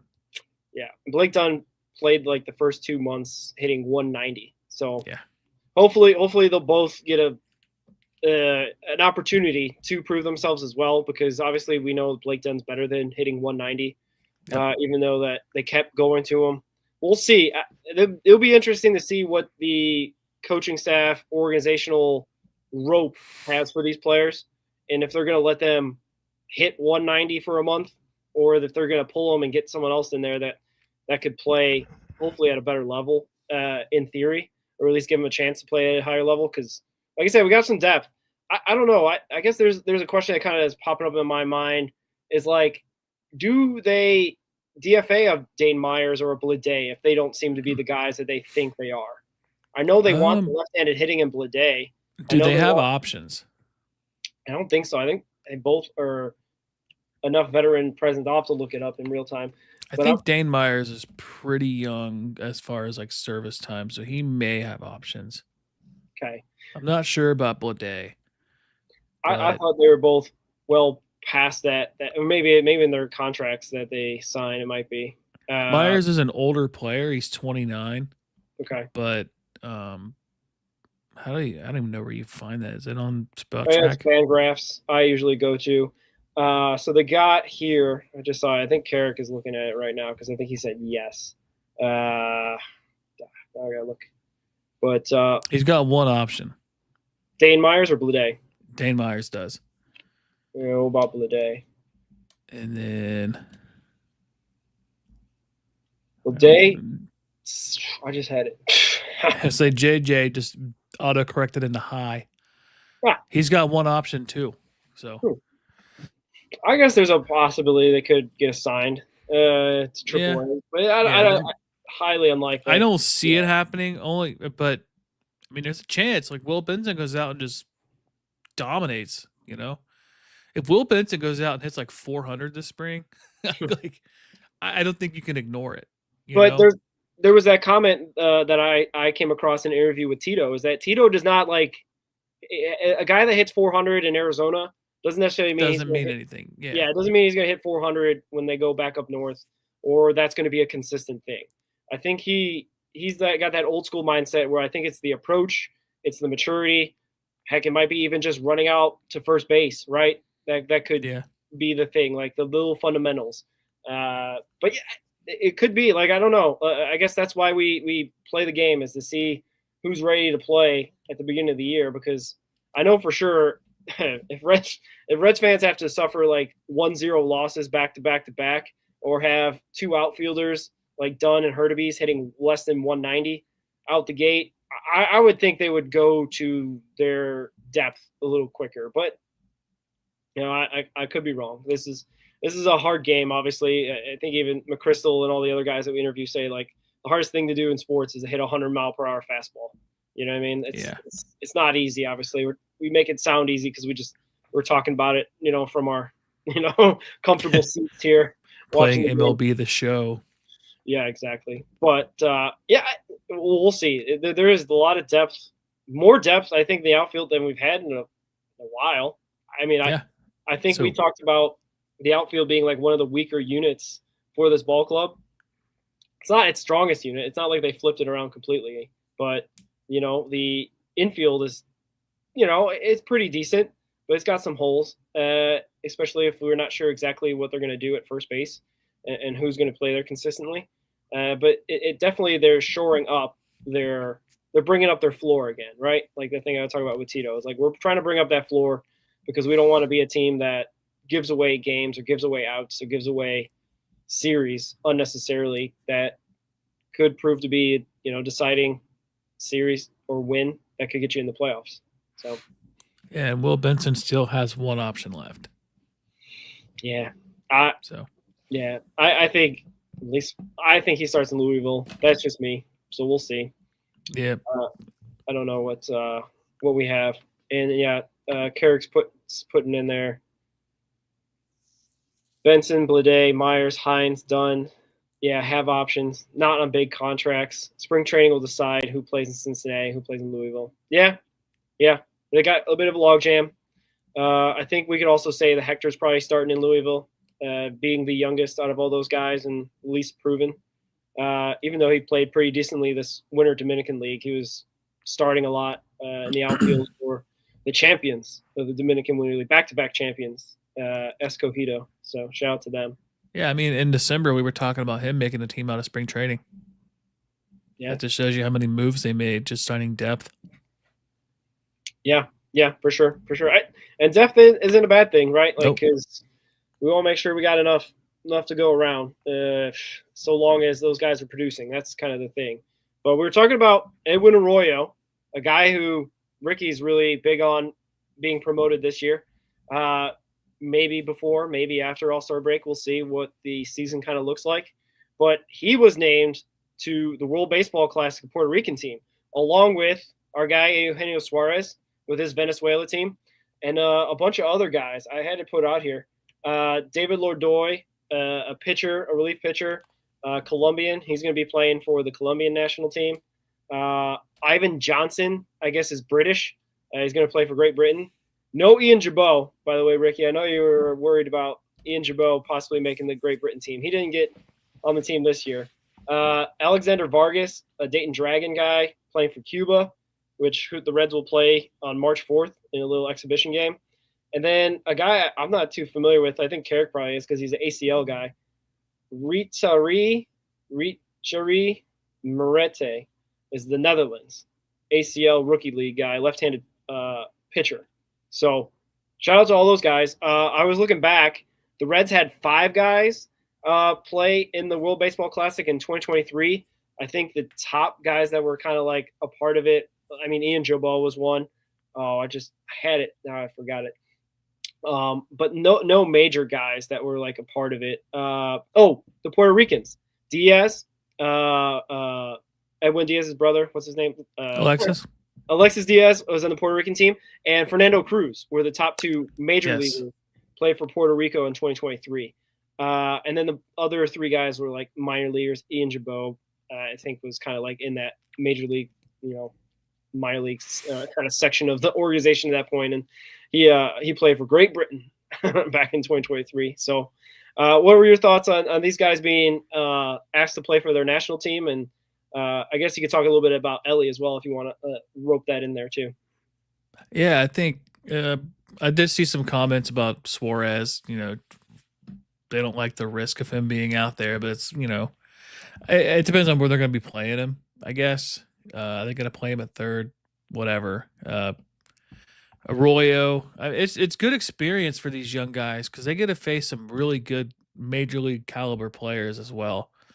I think most importantly for me is Arroyo, just because he's so close to being promoted, that we can kind of get an idea of who he is a little bit more. Another full season healthy this year. It's like it's kind of like a spring training before spring training for these guys too. So I mean, if we can get Suarez, his cold start now, and then he can go into the season ready, I'm all for it. It's kind of a it's a good year to sign a player like Suarez in a situation like this. And then a lot of the younger guys, the DSL player, he was in a DSL last year. He was actually really good. I remember I wrote about him a few times. His ERA was pretty low. I don't think he started a whole lot, but he did have some bullpen outings that were really good. But yeah, I mean, it's a really good experience for these younger guys, just getting to play some major league caliber pitching. For sure. I'm most excited about Arroyo because I kind of mentioned before Francisco Lindor is injured, and he's the starting shortstop for Puerto Rico. So it's not confirmed, obviously, but I think Edwin Arroyo might be starting for Puerto Rico at short. I looked at the other kind of infielders in Puerto Rico, and I didn't see anybody really that would play ahead of him, but he is still pretty young. He is a prospect, you know what I mean? So there may be a situation where they might put a guy that maybe is normally plays third at short or something. Yeah, or something like that. So we'll see. I'll be excited to see him play for one of the better teams in usually the World Baseball Classic for Puerto Rico. But it's kind of interesting to see some of our younger guys get a chance, like Lourdoy, who he played in the Colombian Winter League and won the championship there for Caimanes de Barranquilla. So he's been pitching since the end of last year, right? And I believe he was I forget where he ended up. Was he in Daytona? Oh, I forget now. With Lourdoy, but he's been basically pitching all the way through winter into now the World Baseball Classic, now straight into the season. So hopefully there's no injury or anything risk of that. But he's had a pretty decent year, playing pretty well. Obviously, like I said, winning the Colombian Winter League championship and whatnot. So it'll be nice to see him play for his national team. And then like a Merete, I think is how you say the guy from the DSL. We'll see what he's got. I mean, he's playing in the Netherlands, and they're not necessarily a powerhouse baseball national team, but it'd be cool to see him get out there and get some work against major leaguers, basically, right? I'm gonna try this on the fly. Yeah. pronunciation. Ryger Rygetary Merite. Yeah, I'm just gonna go Morete. Yeah, let's go with Merite. So His career, he's 17 games, a 0.97 ERA, 1.116 WHIP. And then as far as strikeouts and walks, in 2024, he pitched in 3 games. He didn't start. He's in 3 starts, only pitched in 3 and 2/3 innings. He had 2 walks, 4 strikeouts. But last year, this is what I think I'm really excited about. He had a 1.97 batting average against him in 11 starts, 33 and a third innings. He allowed 22 hits, 44 strikeouts, and just 15 walks. So I like that a lot. yeah, for sure. Yeah, Carey's got that. There it is. Yeah, it'd be exciting to see him get out there. The only other thing I have thought with all these guys being listed is I think Suarez actually has to play third base for Venezuela. I don't think he's going to be able to be just a straight up DH. That's only the only concern if there is injury concern and whatnot. Like you had said, he's league average third baseman, but he's not terrible. But the wear and tear of possibly playing out there in some legitimate games right before the season starts is a bit of a concern and whatnot. But I think he's a pro's pro, like you had mentioned. He's played 140 plus games the last 6 or 7 seasons, so he's pretty durable. Yeah, I don't know. That's me knocking on wood. Yeah, I think there's just some guys that do know their bodies better maybe than others, and maybe. Yeah, and he's 34. He's been there before. He's done it. Yeah, so I'm not scared of it. It's just something that's in the back of your mind. Yeah, and the Ellie thing, I yeah. As much as I'd like Ellie to be on the World Baseball Classic, I think I'm starting to come around a little bit because I don't think he'd play. I saw their starting lineup. I saw basically where he would play. It'd have to be in the garbage time. Like they got Gerardo. They're loaded. Perdomo. They got Perdomo at short, who's an excellent shortstop for the Diamondbacks, and they got a bunch of other guys that could just step in and play anyway. So it's kind of like, yeah, it's cool. It would have been nice. He would probably got some garbage time hits and at bats and whatnot, but maybe not worth it. Maybe working at the Arizona complex, every single day, getting better there might be better.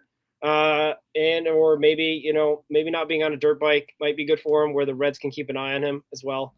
Could be talk better. About that. Yeah, if you're ready. I've had a lot of thoughts. There's a lot of people that have lots of thoughts, but yeah, if you're ready. There was a infamous video put around on the internet that in the Dominican, Ellie was on a dirt bike with his buddies, his bros, riding around the streets. I don't know if there's actual footage of him riding. They made it. The official Brad, and I'm saying it wrong. Actually, it's not Brad Meador, right? It's Brad Meador or something like that. Anyway, Meador. The GM, Meador, said that actually it was just for a video. Ellie wasn't actually riding. I guess it was some, TikTok trend or something. I don't know what it is. Anyway. I wasn't smoking. I didn't inhale. Yeah, exactly. It was the guys around me, right? It wasn't me. So, but what were your thoughts when you saw that and the fallout from it? Yeah, my initial thoughts were like, oh my God, this guy's going to be risking his life out there in the Dominican Republic because, it is different out there. And there have been players that have had accidents and passed away in the Dominican Republic. I think there wasn't there a Cardinals pitcher just a few years ago.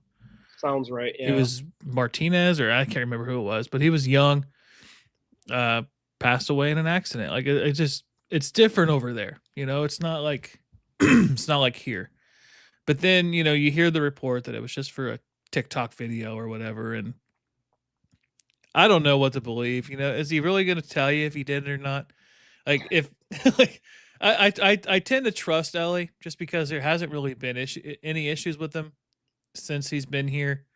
Just as far as like not trusting him, like he could have taken the couple days off when his sister passed away and he flew back private or commercial, So I tend to believe like if that's what happened, it's probably what happened because we never ever really saw him get on the bike and take off. He was just standing there on the bike doing his little thing or whatever.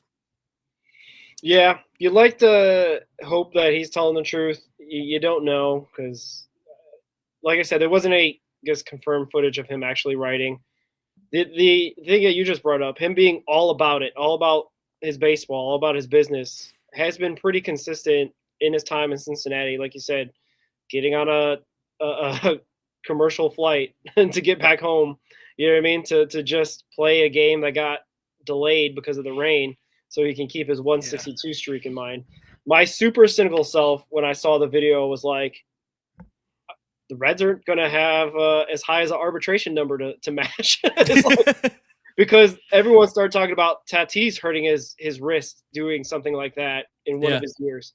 So, like, I'm not saying Ellie needs to go out there and hurt himself. I'm just saying, like, I don't think the Reds organization is going to be crying if he misses 20 games and then has less money to argue about and whatnot. But that's obviously cynical. I obviously want Ellie to be healthy as he can be a 6-7 WAR player next year, and have Eugenio Suarez hit 40 home runs alongside him, so that way they can get in the playoffs and win 90 games. That's obviously best case scenario. I really hope he's telling the truth, because if he is risking his health, he's messing up his own money, to be honest with you. You know what I mean? Like, I would think that the first person that actually called him is not Nick Kroll or Scott Boras. Theodore. It was Scott Boras, like flying down to the Dominican to probably tell what the hell are you doing? Yeah, exactly. That would be, I think, the first person that shakes him from his TikTok trends. Yeah, the devil went down to DR. Yeah, well, I don't know. He's got that Cincinnati girlfriend that everyone talks about. So where is she at? Is she not looking out for him in the DR? Anyway, I don't know. We can get into all sorts of tinfoil hat stuff and what's going on down there. I'm gonna take him at his word. I'm gonna trust that he's not being stupid, and hopefully we have a good year. Yeah, if this becomes a pattern, like this becomes a thing, in terms of like this is just not the one time, and there's like, I don't know, whatever other silly things 23-year-olds get into in the Dominican, then we're gonna have to have some, tough talk. And Tito should be the right manager to set him straight, right? Like he's not gonna be like, oh, Ellie, don't be silly. He's gonna tell him straight, like, dude, you're gonna screw up your career. You're not getting paid millions of dollars yet. You should probably not do that. Yeah. And not even say it like that. I probably, who was it? Kian Vu said that he had a pretty interesting conversation. Yeah. That was not appropriate. I'm sure lots of expletives were flown. Yeah, that would be the conversation I think that Tito would have with Ellie is very heavy on the F word. I mean, and Tito knows how to give those conversations without being not too harsh. That's not the word I'm looking for. Without being offensive. I think, the one thing that he, like, I think before the 2025 season started is that he was going down to the Dominican to connect with Marte and Ellie and Candelario. Yeah. There was like that sit-down meeting that got pictures everywhere. I think he connects with players is where it's at. So much so that he can rip them a new one if he needs to. If that makes sense. So I mean, he played, he knows what it's like to be a player, and he knows what it's like to be a young player. So, I mean, that's the one good thing about having a manager that played, is that they have that experience as well. Yeah, for sure. Like I said, hopefully it's just a one-off, and we're not talking about this again, but we ended up talking about the Hunter Greens trade saga for a lot of episodes. We're still kind of a thing, but not wishing that we're talking about this anymore type of thing. But I don't know. We get a lot more gray hair if we were talking about Ellie for going into March. But, that's for sure. But yeah, any other thoughts on Ellie or anything else? Any hot takes or I don't know, predictions that we got going on for 2026, Ricky? It's going to be here soon, man. It's kind of crazy. I guess I probably should have saved my hot take for later today. The 300 RBI guys, I think, is my take. I think we get 3 guys, 100 RBIs, or at least 2. One's very close.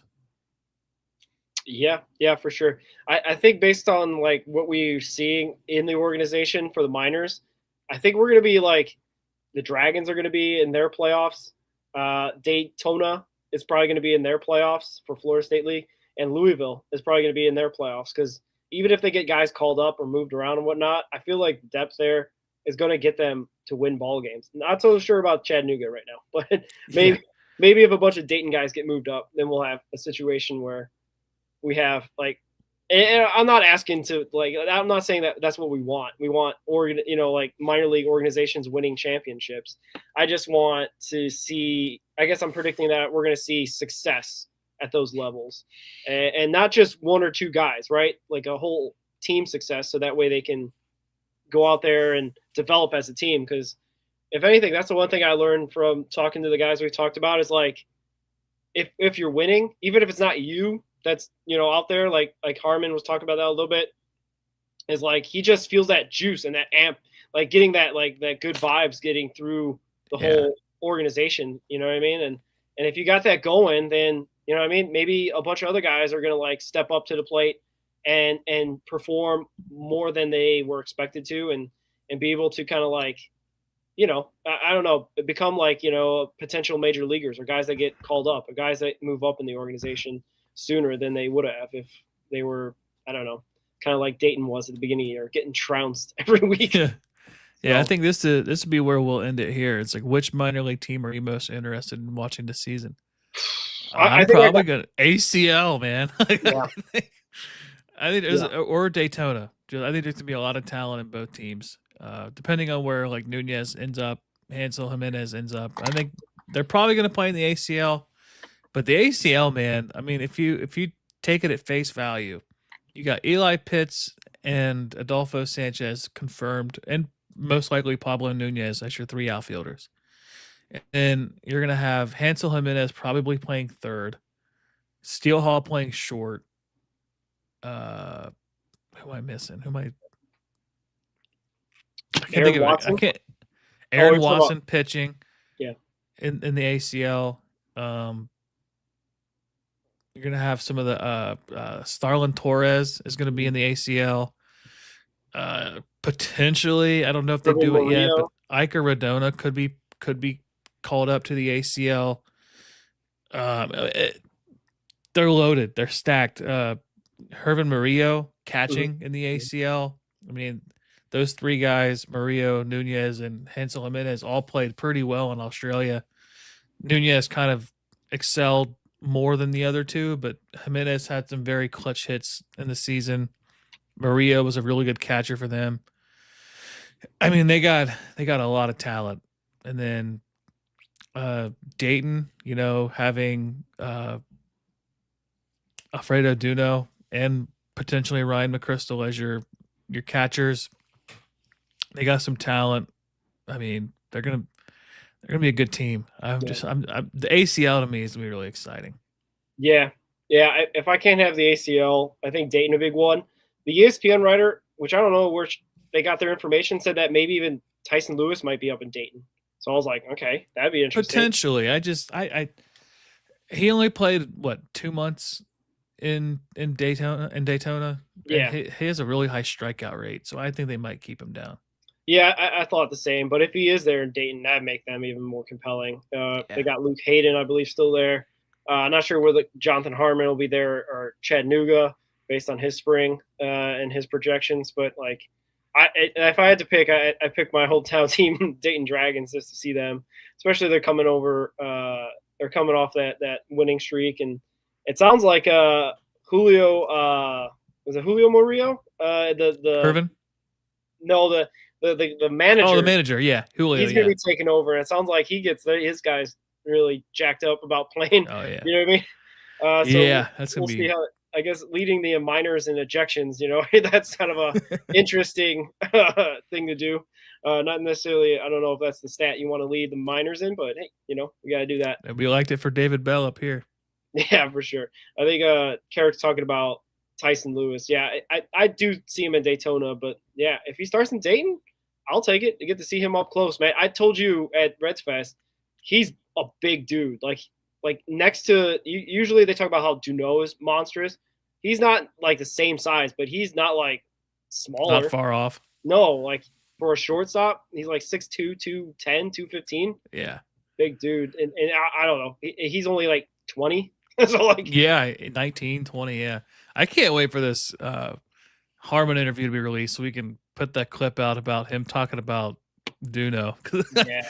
Like I want to share it now, but then it'd be like, Yeah, no, yeah, definitely subscribe, like, comment, all that stuff.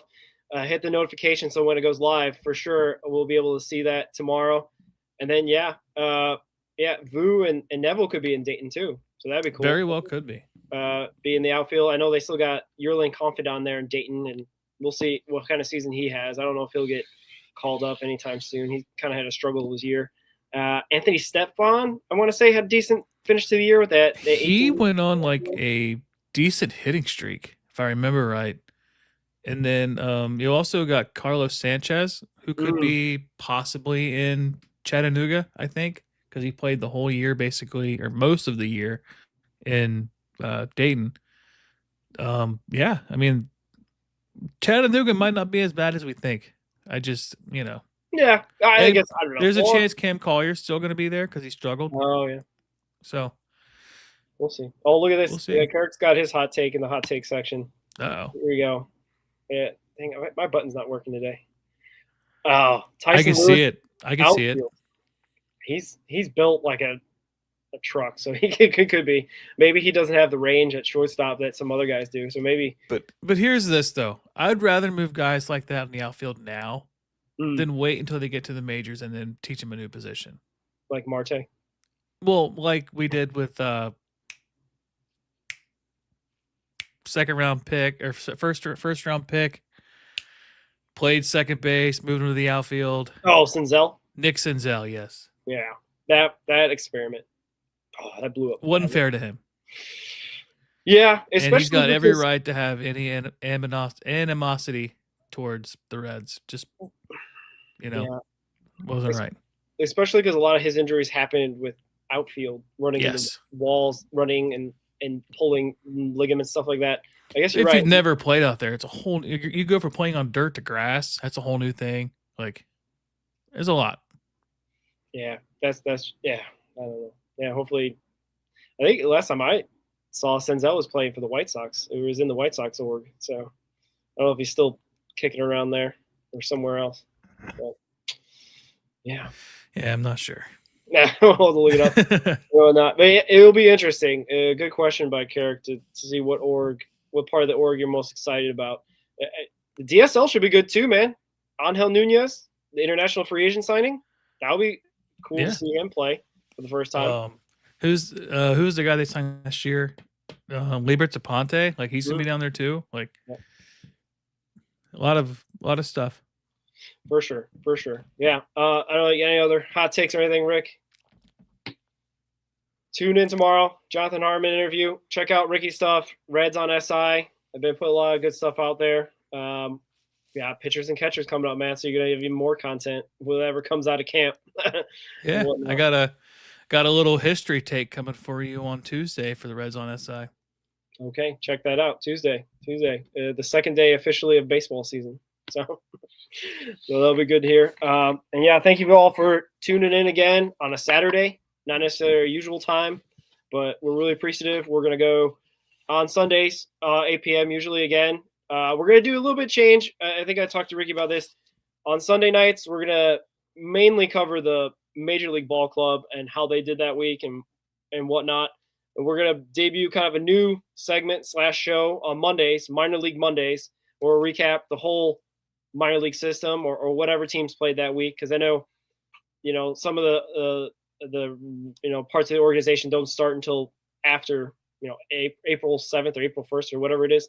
But anyway, we'll recap on Mondays. That's when the minors have all their days off, travel day, whatever you want to do. So look out for that. So really appreciative again. Everyone tuning in.